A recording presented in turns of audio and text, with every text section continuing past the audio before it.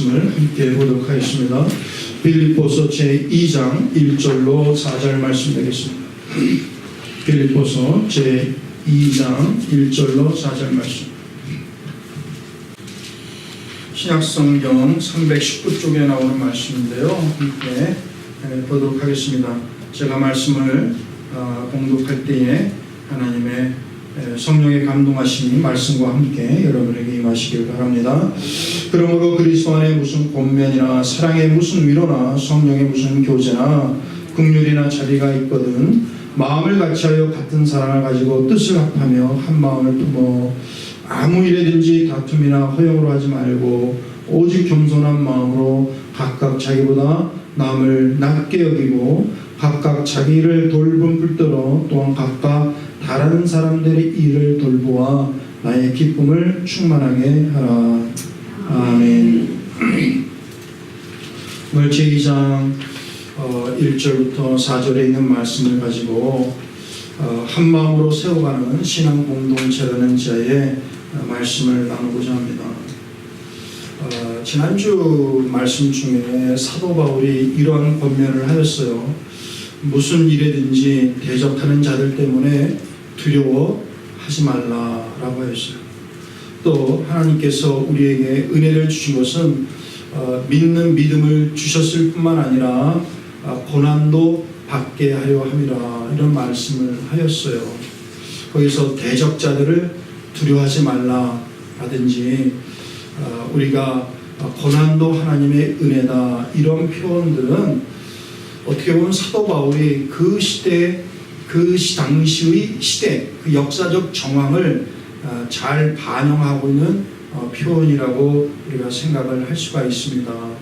왜 그러냐면 그 당시에 빌립보 교회뿐만 아니라 전체적으로 기독교인들 그리고 기독교회가 많은 어려움을 겪고 있었어요. 그 어려움이 대략적으로 그 외부적인 어려움과 내부적인 어려움 두 가지로 나눌 수가 있는데 그 외부적인 어려움이라 하면 기독교회가 한참 발전하는 와중에 상대적으로 기독교를 향한 박해와 핍박이 그만큼 많이 늘어났어요. 특별히 네로 황제의 박해는 기독교 역사에 있어서 굉장히 끔찍하고 참혹했던 박해 중에 한 가지였습니다. 그리고 내부적으로 이런 혼란을 틈타가지고 교회 안에 이단적인 가르침 또는 거짓 가르침들이 막 들어오기 시작했던 거예요. 그래서 사도 바울이 그리스도의 복음 아닌 다른 복음을 전하는 자들에게 저주가 있을 것이다. 또는 사도 요한 같은 경우도 영주의주의에 대해서 맹렬하게 공격한 것을 볼 수가 있습니다. 이렇게 외부적인 환경 또는 내부적인 문제로 인하여서 교회가 상당히 혼란스러울 수밖에 없었던 것이에요. 빌립보 교회도 예외가 아니었던 것입니다. 사랑하는 성도 여러분들, 교회든 또는 우리가 살아가면서 일이 형통할 때도 있지만 우리가 살아가면서 많은 어려움에 직면할 때가 분명히 있어요. 그 어려움이 큰 것일 수도 있고 때로는 작은 일일 수도 있는데 그런 어려움들을 피하며 살아갈 수가 없는 것이죠. 교회도 마찬가지입니다. 이러한 빌립보 교회를 향하여 사도 바울이 오늘 본문을 통하여 권면한 내용을 우리가 주목해 볼 필요가 있어요. 그런 환경 속에서 어려움과 혼란을 피하여 갈 수 있는 그런 대체적인 방안으로 사도 바울이 제시한 것은 분명한 교회의 정체성을 가져야 한다는 거예요. 교회가 어떠한 신앙의 공동체가 되어야 하는지 그것에 대해서 사도 바울이 아주 강력하게 가르쳐 주고 있습니다. 그 말씀이 바로 2장 1절에 나온 말씀이에요. 우리 2장 1절 말씀을 다시 한번 한 목소리로 읽어보도록 하겠습니다. 시작. 그러므로 그리스도 안에 무슨 권면이나 사랑의 무슨 위로나 성령의 무슨 교제나 긍휼이나 자비가 있거든. 아멘. 권면이라든지 위로라든지 교제라든지 긍휼 자비는 성도 간에 이루어지는 일들이에요. 그렇죠? 교회 안에서 성도들끼리 이루어지는 일들이 바로 권면이나 위로나 교제나 긍휼이나 자비라고 말씀드릴 수가 있는데, 저는 이것을 교회의 4대 덕목이라 이렇게 얘기하고 싶어요. 교회의 4대 덕목이 뭐냐면, 첫 번째는 그리스도 안에서 권면이 있어야 한다라는 거예요. 위로가 있어야 한다는 거. 두 번째는 사랑에 무슨 뭐가 있어요? 위로가 있어야 하고, 그 다음에 성령의 교제가 있어야 하고, 그 다음에 긍휼과 자비가 있어야지 돼요. 교회는 그리스도 안에서 주어지는 권면이 있어야 하고, 사랑의 위로가 있어야 하고, 성령 안에서 교제함이 있어야 하고, 그 다음에 서로 간의 은혜와 긍휼을 베푸는 그런 교회가 건강한 신앙 공동체인 줄 믿습니다. 그래서 사도 바울은 너희가 그런 많은 어려움들이 있지만 그 어려움 중에서도 반드시 너희의 신앙의 정체성을 가져야 할 것이 있는데, 그것은 이러한 4가지 덕목을 가지고 있는 건강한 교회 공동체를 만들어 가야 한다는 것을 우리에게 가르쳐 주고 있죠. 저도 그렇고 여러분들 그렇고 주변에 예수를 믿지 않는 사람들, 또는 예수 믿다가 실망하여서 교회를 잘 안 다니는 분들한테 우리가 가끔씩 권합니다. 자, 교회 한번 나오시죠. 교회 출석을 이렇게 권하면 쉽게 그분들이 하는 말들이 있어요. 정말 예수 믿고 신앙생활하는 것은 너무 좋은데 교회는 나가기 싫습니다. 이렇게 교회 가면 사람들이 서로 헐뜯고 싸움하고 시끄러운지 모르겠어요. 아주 골치 아파서 나가지 않습니다. 이런 하는 경우가 종종 있어요. 그런 말을 들을 때에 그것이 아닙니다 이렇게 얘기하기가 어려워요. 실제로 그런 모습들이 종종 있기 때문입니다. 참으로 안타까운 일이고 참으로 슬픈 일이 아닐 수가 없습니다. 사랑하는 성도 여러분들, 정말 이 땅의 교회의 거룩성과 교회의 순수성이 정말 무너지고 있는 것은 사실이에요. 왜 그러냐면 이런 교회의 거룩한 덕목, 정말 교제와 위로와 권면과 긍휼과 이 자비함이 우리 교회 안에서 점점 무너져 내리고 있기 때문에 그렇습니다. 사랑하는 성도 여러분들, 우리 교회는 5가지의 비전을 가지고 있어요. 그 5가지 비전 중에 마지막 비전이 무엇이냐면 나눔과 섬김으로 사랑하는 교회를 만들자라는 거예요. 나눔과 섬김으로 사랑하는 그런 교회, 그런 신앙의 공동체를 만드는 것이 우리 교회의 5번째 비전인데, 나눔이 있고 섬김이 있는 나섬 공동체를 만드는 것, 이것이 우리의 꿈이요 비전이 되어야 합니다. 언젠가는 우리 교회 안에 나눔과 섬김을 주로 하는 나섬 봉사단을 좀 만들고 싶어요. 그래가지고 우리 주변에, 또 우리 교회 안에 있는 사람뿐만 아니라 우리 주변에 우리의 도움과 사랑이 필요한 사람들에게 정말 달려가서 열심히 아무 대가 없이 그리스도의 사랑으로 봉사하는 그런 섬기는 교회가 되어지기를 바랍니다. 그런 꿈들을 우리 저와 여러분들이 서로 마음에 품고 하나님이 허락하시는 때에 반드시 그러한 일을 만들어 나갔으면 좋겠습니다. 이러한 교회 공동체, 이런 신앙의 공동체를 만들어가는 데 있어서 사도 바울이 첫 번째로 우리에게 권면한 것이 있는데, 그 권면은 뭐냐면 서로 협력하여서 한 마음을 가지라는 거예요. 서로 협력하여서 하나가 되라는 것을 이야기하고 있어요. 이 권면이 있고 위로가 있고 교제가 있고 긍휼과 자비가 있는 그런 공동체가 되기 위해서 가장 필요한 것이 있다면 서로 협력해야지 돼요. 서로 함께 일을 해야 하고 함께 믿음의 선한 싸움을 싸워야 하는 것이에요. 2절 말씀을 같이 한번 볼까요? 시작. 마음을 같이하여 같은 사랑을 가지고 뜻을 합하며 한 마음을 품어. 우리가 이렇게 읽어보면 각 마디마다 좀 다른 의미를 가지고 있지만, 그러나 얼른 보면 다 같은 말이에요. 그렇죠? 같은 마음을 같이 하고 같은 사랑을 가지고 뜻을 합하며 한 마음을 품며, 이 말은 다 하나가 되라는 거예요. 협력하라는 거예요. 교회가 건강한 교회가 되려면 한 마음으로 협력하는 정신이 절대적으로 필요하다는 사실을 가르쳐 주고 있습니다. 교회가 왕성하고 형통일 때도 한 마음을 가질 뿐만 아니라 조금 어려운 일이 겪어지면 그 어려움을 극복할 수 있는 가장 중요한 무기는 뭐냐? 서로 한 마음으로 협력하는 것을 사도 바울이 강조하고 있어요. 예수께서도 이러한 기도를 제자들에게 하였어요. 뭐라고 했냐면 아버지와 제가 하나인 것처럼 저희들도 하나가 되게 하여 주옵소서. 예수님은 십자가의 죽으심을 앞두고 자기를 따르는 많은 무리들이 하나가 되어질 것을 간절히 간구하는 기도를 하나님께 드리고 제자들에게 그렇게 권면을 하였습니다. 예전에 샌디에고인가 그 동물원에 가지고 그 재미난 새를 본 적이 있어요. 그 플라밍고라는 새예요. 아십니까? 한국말로는 홍학이라고 불려요. 학처럼 큰데 홍이라고 부르는 것은 핑크색을 가지고 있기 때문에 그래요.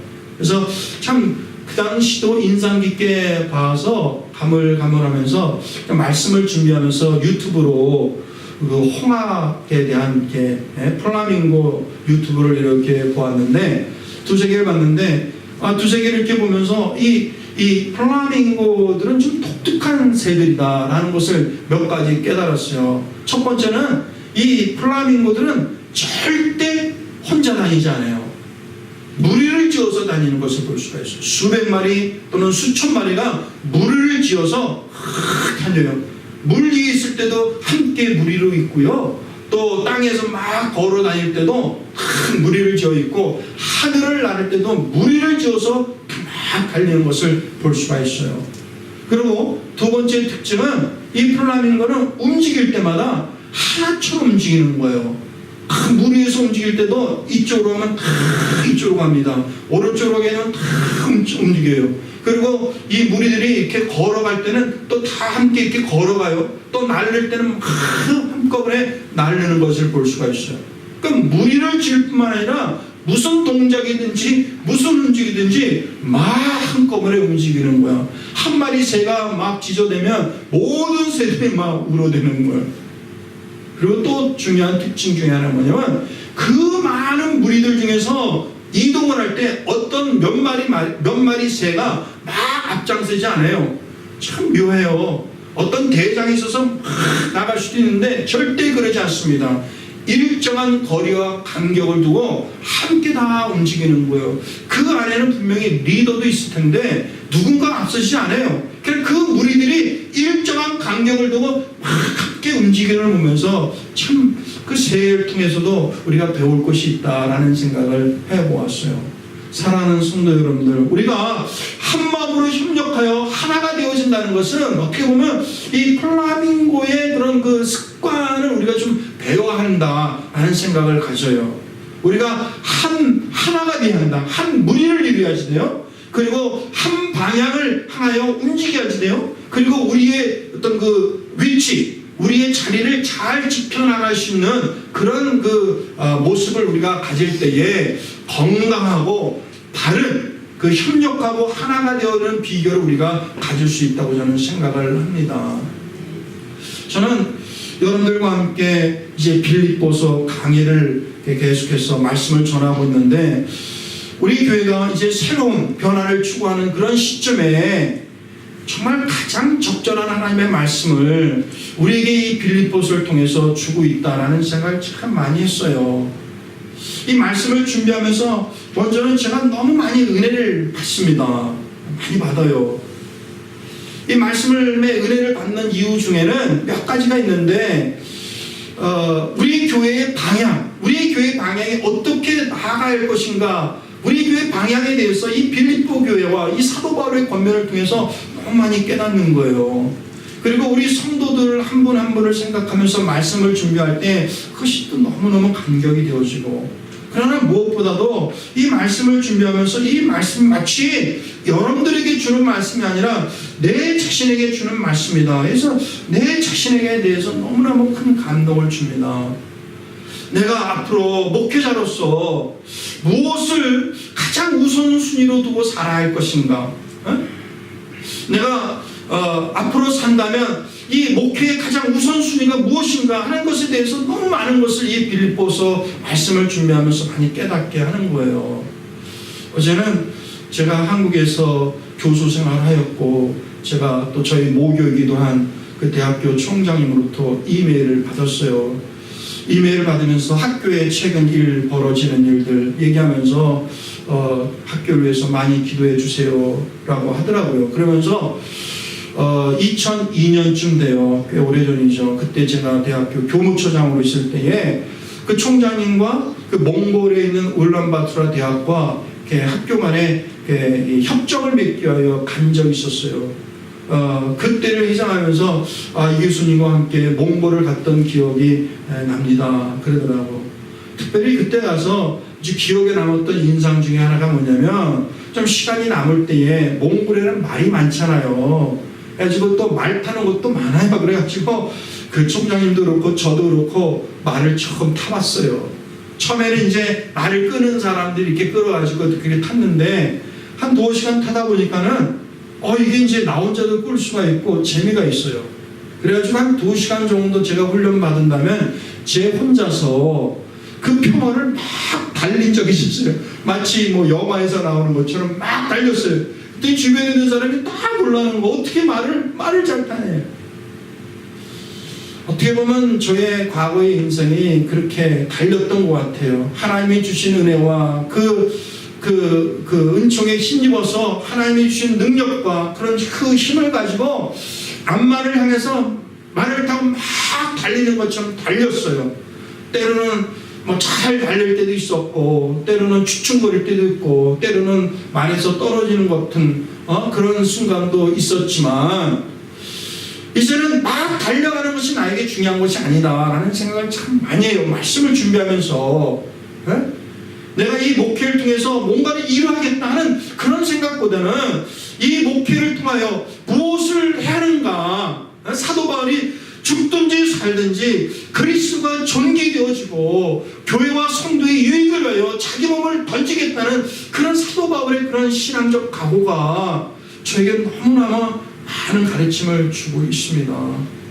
사랑하는 성도 여러분들, 아마 저는 이 말씀이 저 혼자 깨닫는 은혜가 아니라고 저는 생각을 해요. 정말 말씀을 같이 듣고 나누고 있는 여러분들도 이 선교중앙교회가 어떤 교회가 되어야 할 것이고 이 교회가 그런 교회가 되기 위하여 내가 무엇을 위해서 어떻게 살아가야 하는지 우리에게 많은 은혜와 가르침과 그 방향을 주는 줄 믿습니다. 우리는 그런 것에 사명감을 가지시고 그런 사명을 그런 교회 공동체를 세우는 일에 우리는 무엇보다도 한 마음이 되어야지 돼요. 한 방향을 하나에 옮기게 돼요. 우리가 있는 자리에서 우리의 재능을 가지고 우리의 자리를 잘 지켜나갈 수 있는 저와 여러분들이 되었으면 좋겠습니다. 함께 일하고 work together, 함께 믿음의 선한 싸움을 싸우고 fight together, 우리는 함께 일하고 함께 믿음의 싸움을 싸우는 그런 신앙의 공동체가 돼야지 돼요. 한 사람이 기뻐하면 쿵 몰려가서 정말 함께 기뻐해 줄 수가 있고요. 한 사람이 너무너무 힘들어 눈물 흘리면 그냥 같이 가서 아무것도 묻지 말고 그냥 같이 그냥 울어줄 수 있는 그런 한마음 하나의 공동체가 되어지는 거, 그것이 하나님이 기뻐하시는 공동체고 우리 모두가 꿈꾸는 우리 모두가 그렇게 서나가는 우리 교회의 비전이 되어지기를 간절히 바랍니다. 아멘. 사도 바울이 두 번째로 권면했던 말씀은 3절에 나오는 말씀인데요. 같이 한번 읽어볼까요? 앞에 부분인데 같이 읽어보겠습니다. 시작. 아무 일에든지 다툼이나 허용으로 하지 말고. 그렇어요. 우리 안에 진정한 권면과 위로와 교제와 사랑과 자비와 은혜가 있기 위해서 가장 필요한 것 중에 있다면 그 두 번째가 사도 바울이 강조한 것이 너희 안에 무슨 일이라든지 다툼으로 하지 말고 허용으로 하지 말라라고 얘기하고 있어요. 사랑하는 여러분들, 어떤 일을 하든지 간에 다툼으로 하여서 이루어지는 일은 거의 없어요. 다툼의 결국은요, 모든 사람이 다 망하는 거예요. 서로 다퉜던 그 두 사람이 다 망하는 거예요. 전쟁이 일어나면 가장 무서운 전략 중에 하나가 나와 싸움하고 있는 적팀을 교란시키는 거예요. 그래서 자기들끼리 의견이 충돌하고 자기들끼리 다퉈서 자기 스스로 질이 멸멸되게 만드는 거, 정말 총 한 번 안 쏘고 이기는 전쟁, 그것이 최고의 전쟁의 전술이라고 얘기합니다. 우리 신앙적으로 보면요, 악한 영은 우리의 신앙을 자꾸 분열시키고 우리 안에 다툼을 만들게 하는 것이 사탄이 가장 좋아하는 것 중에 하나예요. 보통 다툼은 처음부터 주먹 다툼으로 시작되지 않습니다. 처음에는 말 다툼으로 시작이 되어져요. 말 다툼이 시작이 되어서 그 다음에 이제 주먹 다툼으로 바뀌게 되어지는데, 다툼을 피하려면 그래서 말을 잘해야지 돼요. 고운 말을 써야지 됩니다. 고운 말. 오는 말이 좋아야 가는 말도 좋다 그러잖아요. 그리고 고운 말을 쓸 뿐만 아니라 언성을 높이면 안 돼요. 언성. 갑자기 막 큰 소리를 치게 되어지면 이게 갑자기 이제 싸움하자, 나랑 싸움하자 하는 거예요. 이게 제가 경험에서 배운 게 아니고요, 절대 책에서 배운 거예요. 말이 고와야지 돼. 그리고 소리를 크게 지르면 반드시 문제가 생겨요. 더 큰 문제가 생기면 어떤 거냐면, 왜 말이 거치냐, 또는 말이 소리가 크냐, 이렇게 얘기할 때 반응이 내가 언제 그랬냐고 하면 그 다음은 더 걷잡을 수 없는 길로 가는 거예요. 또는 나는 원래 그래, 뭐 이런 식이 돼버리면 이거는 이제 결국 서로 주먹 다짐 하자는 곳으로 갑니다. 다툼을 피하려면 좋은 말, 고운 말을 써야 하고, 큰 소리를 내지 말아야 하고, 그 다음에 내 주장, 내 생각이 옳다는 생각을 버려야지 돼. 그러면 다툼을 피해 나갈 수가 있는 것입니다. 그것은요, 우리가 일반적으로 살아가는 삶의 원리예요. 가정도 그렇고 교회 안에도 그렇고 또 우리가 직장 생활, 동료 생활도 마찬가지예요. 다툼을 버리는 것뿐만 아니라 오늘 성경에서 뭘 얘기하냐면 허영을 버리라 그래서 허영을 버리라. 허영이라는 것은 무엇입니까? 허풍, 허세를 부리는 거예요. 없으면서도 있는 척하는 거, 아무것도 없으면서도 있는 척하는 거, 그것이 바로 허풍, 허세, 허영이라 그래요. 요즘 시대는 포장의 시대예요. 얼마나 포장 문화가 발달되었는지 멋지게 포장하는 거예요. 제가 포장 문화면 한국이 잘 발달되어 있어요. 한국에 있을 때 어떤 분으로부터 선물을 받았는데 너무너무 멋있는 포장이에요. 겉에가 금으로 막 돼 있고 리본도 금으로 돼 있어서 분명히 이 안에는 금과 비슷한 정말 값 나가는 것이 있겠다라는 생각을 하고 아주 기대감 속에서 열어봤더니 그렇지 않았어요. 보통 우리는 그렇다는 거예요. 포장을 너무너무 잘해요. 우리가 홈쇼핑 같은 것도 많이 하지만 그래서 즐겨 사는 사람도 있지만 대부분이 홈쇼핑은 너무 과장되게 포장했기 때문에 실제 주문해서 그것과 다르면 어떡하지? 그런 생각도 종종 하지 않습니까? 이런 포장 문화는요, 허영과 허세, 허풍이에요. 근데 이런 모든 것에 많은 사람들이 아주 자연스럽게 이렇게 물들어져 있어요. 그래서 막 모든 것을 포장해요. 학력을 포장합니다. 학력을 포장하고 경력을 포장해요. 그렇게 하지 않아도 존경과 칭찬을 받을 수 있는 그런 유력한 사람인데도 불구하고 학력을 막 속여서, 여러분들 아시죠?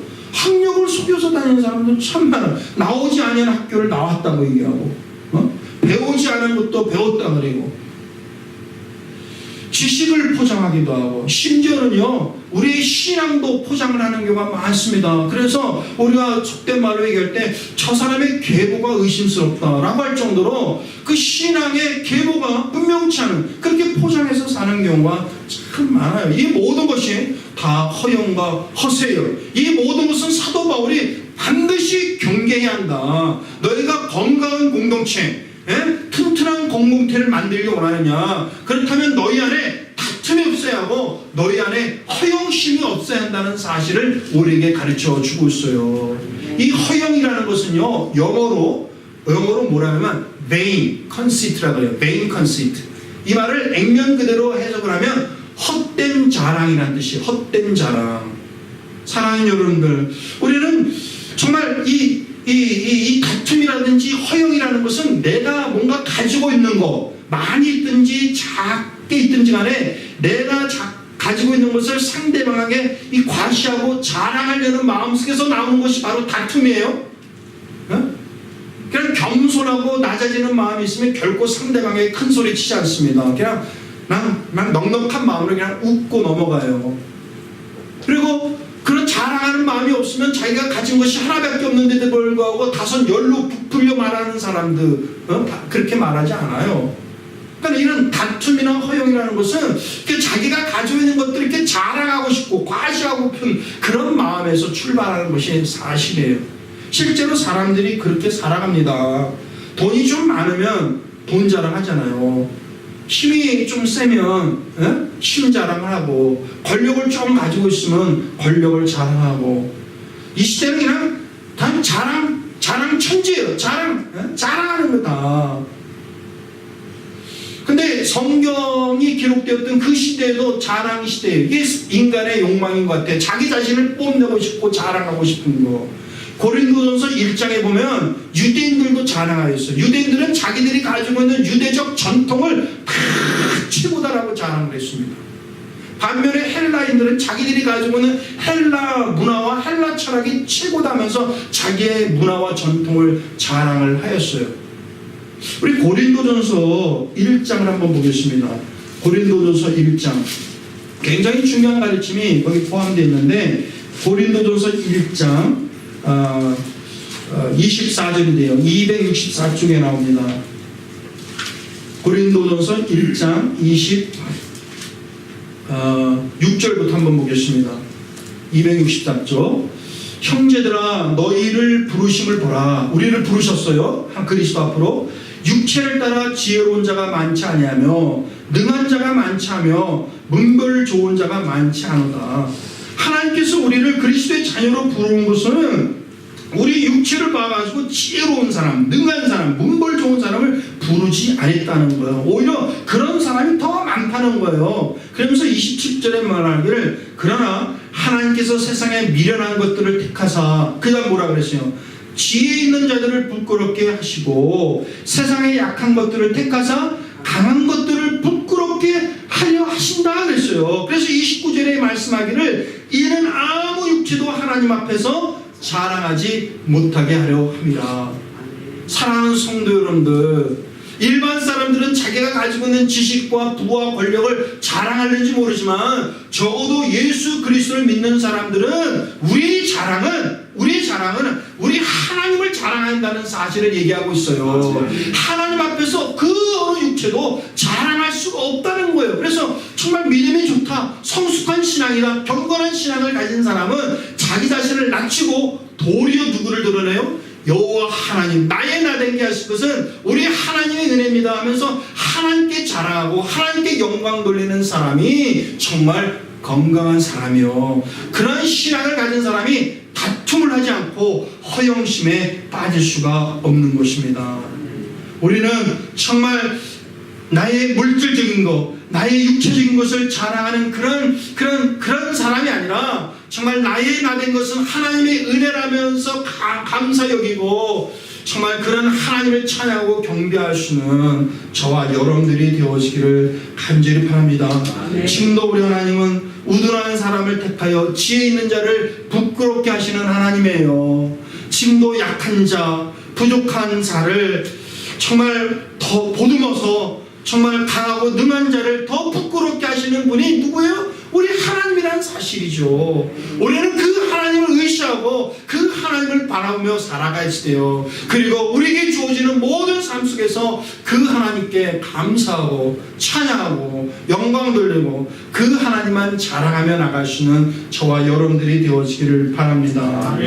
바울의 세 번째 권면의 말씀은 다시 빌립보서 2장으로 건너가서 보면 3절 뒷부분부터 4절까지요. 한번 같이 보겠습니다. 4장 3절과 4절인데 뒷부분인데요. 같이 앞부분도 같이 읽겠습니다. 시작. 아무 일에든지 다툼이나 허용을 하지 말고 이거기부터 오직 겸손한 마음으로 각각 자기보다 남을 낮게 여기고 각각 자기를 돌봄도록 또한 각각 다른 사람들의 일을 돌보아 나의 기쁨을 충만하게 하라. 아멘. 교회가 건강하고 하나님이 기뻐하시고 어떠한 환란과 어려움 중에서도 교회가 건강히 세워질 수 있는 그런 공동체를 세워나가는 데 있어서 필요한 세 번째가 겸손이라는 거예요. 겸손한 마음을 가져라. 겸손한. 이 겸손은 우리 마음속에 이 다툼의 마음, 허영의 마음을 갖는 그런 모든 것들을 물리칠 수 있는 최대의 무기가 뭐냐면 겸손이에요. 어떤 분이 이제 예수를 처음 믿었습니다. 그리고 정말 예수 믿을 바에야 정말 하나님 앞에 기뻐하고 많은 사람들이 존경할 수 있는 그런 좋은 신앙을 가져야겠다라고 생각을 하여서 자기에게 복음을 전해준 그 목사님한테 가서 말을 했답니다. 목사님, 제가 이러이러한 마음을 가지고 열심히 신앙생활을 하려고 하는데 제가 예수 믿는 사람으로서 어떤 마음의 자세를 가지고 살아갔으면 좋겠습니까? 물었더니 그 목사님이 그 교인에게 얘기하기를 필요한 것이 있다면 그것은 겸손입니다. 그랬대요. 아, 그렇습니까 목사님? 알겠습니다. 그럼 두 번째는 뭐가 필요하죠? 그랬더니 두 번째도 겸손입니다.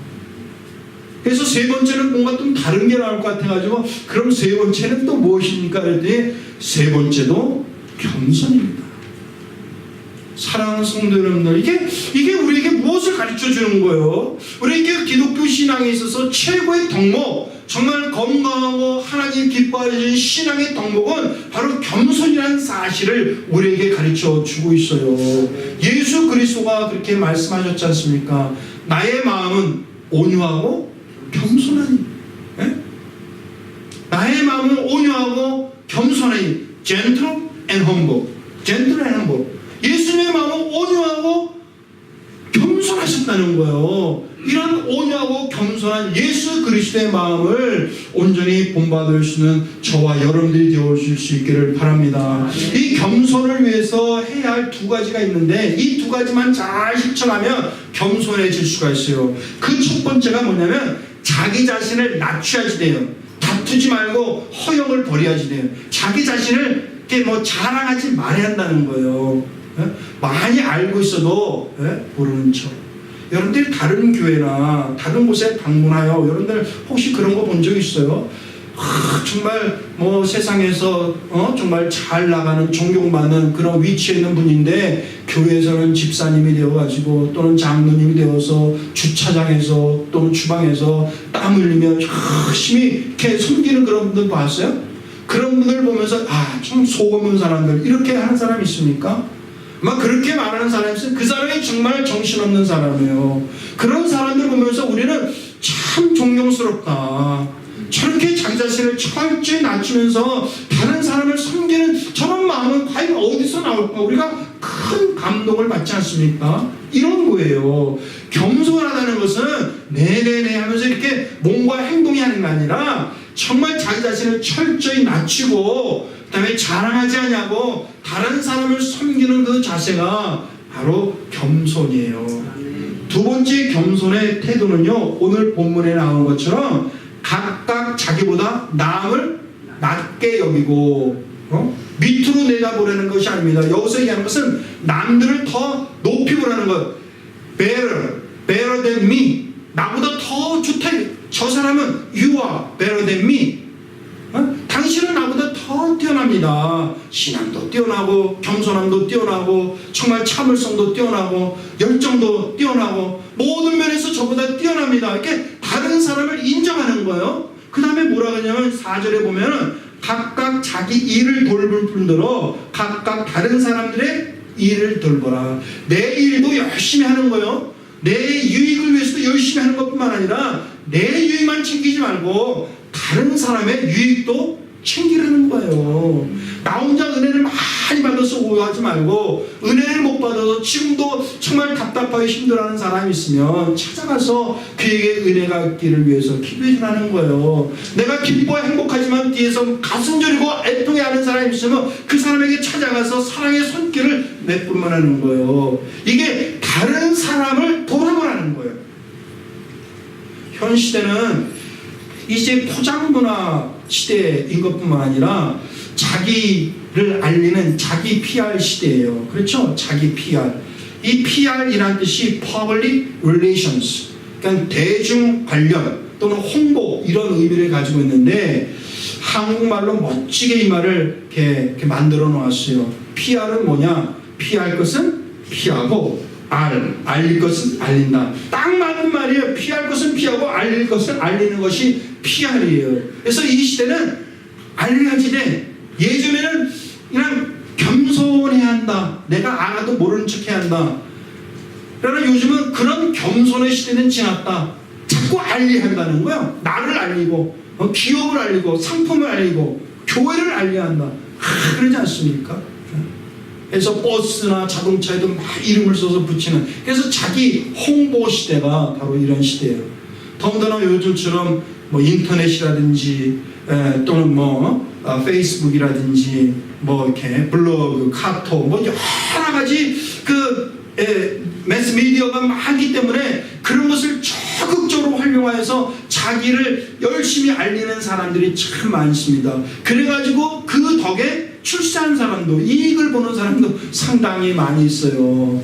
우리는 지금 그런 것을 좀 활용을 해야 하는 것이 사실이에요. 그러나 이 자기 PR로 인하여서 정말 이건 좀 너무 지나치다라고 하는 경우도 상당히 많이 있어요. 왜 그러냐면 아까 얘기했듯이 지나치게 포장하여서 선전하는 경우, 또는 또 자기 자신을 너무 이렇게 뭐 드러내다 보니까 없는 것도 있는 것처럼 속여서 얘기하는 경우도 참 많이 있어요. 그래서 자기 PR이 오히려 역효과가 되는 것이 참 많이 있습니다. 그래서 그런지 요즘 나온 말 중에 어떤 말이 있는 줄 아세요? 타인 PR 시대라 그래요. 다른 사람을 알려주라, 그런 뜻이에요. 2012년에 한국에서 타인 시대라는 타인 PR이라는 제목으로 책이 나왔는데, 그 책이 베스트셀러로 팔린 적이 있었어요. 그리고 그 부제목이 뭐라고 했냐면, 이제 그 부제목이 이런 거예요. 이제는 남이 나를 PR하게 만들라, 이거예요.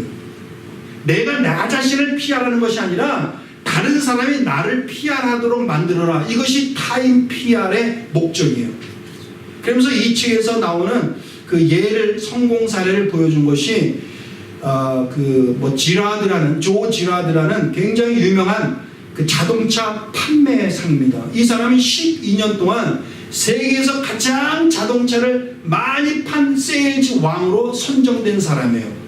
이 사람의 세일즈 방법의 비결은 뭐냐면, 난 이 사람한테 자동차를 판매하면 끝이다. 그래가지고 요 사람만 대상으로 자동차를 판매한 것이 아니라는 거예요.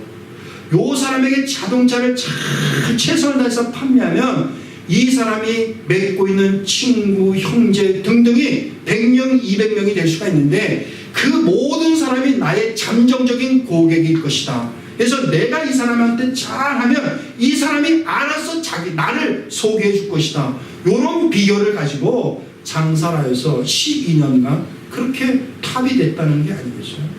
참 멋진 것 같아. 겸손이라는 것은 바로 그런 거예요. 우리가 내 자신을 자랑하고 싶고 알리고도 싶지만 그러나 정말 다른 사람이 나를 인정하고 다른 사람이 알려주시는 그런 PR이 우리에게 필요한 것이에요. 그래서 겸손을 위한 두 가지 전략이 있다면, 우리 자신을 알리기도 해야지 돼요. 내가 누구인지도 알려줘야지 돼. 우리 선교중앙교회가 어디에 있는지도 알려줘야지 돼요. 그냥 겸손해가지고 사람들 만나면, 저는 겸손해서 어느 교회 다니십니까? 아이, 저는 겸손해서요. 우리 교회는 이렇게 우쭐쭈글 넘어가면 안 돼요. 늘 교회 홍보지도 갖고 다니면서 기회가 있는 대로 알려야지만, 그러나 자기 PR은 최대한 겸손하게, 그리고 타인 PR은 최대한으로 그렇게 했습니다.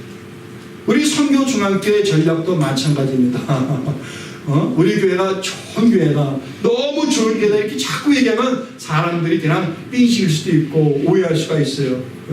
우리 교회에 대해서는 정말 조금 소개하고 다른 사람 우리 교회 성도들이 좋더라, 찬양이 좋더라, 이 다른 것을 적극적으로 권면하고 소개하면 그것이 곧 나를 소개하는 것과 같아요.